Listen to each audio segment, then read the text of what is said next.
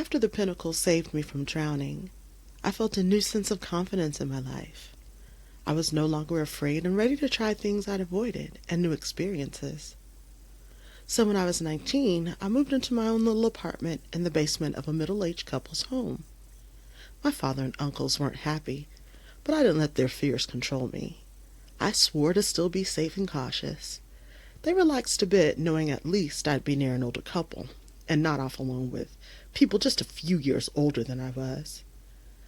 I've been living there for almost 3 weeks, and the only gut feeling I had is that I often felt that feeling of being watched, and I often smelled smoke, which some people said was a sign of certain things that I don't want to speak of.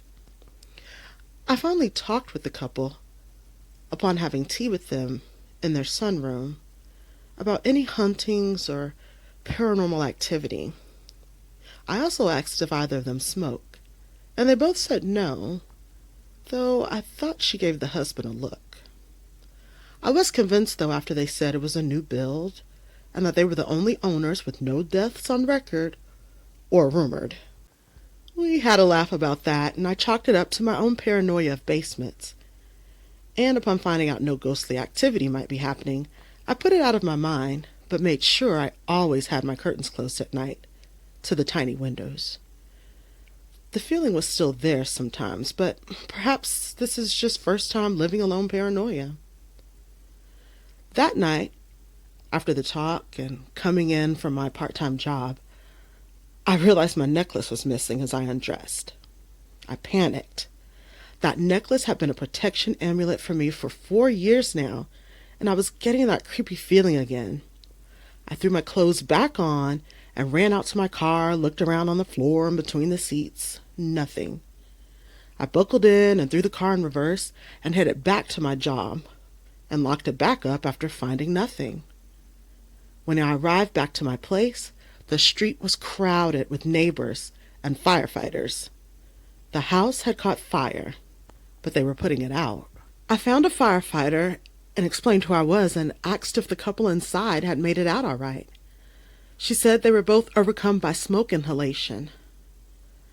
I had to move back home until I found a new place.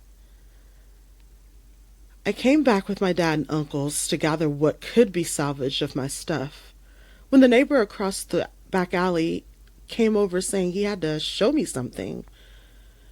He said they had checked the cameras to see if they could see any cause for the fire or where it might have started, and his wife showed me the man of the couple in the sunroom, removing a floor panel and kneeling down for a bit, before eventually jumping up and fixing the board and running back into the house. Minutes later, smoke was coming from the floor where he had been kneeling, and I recognized that area of the sunroom was above my living quarters in their basement.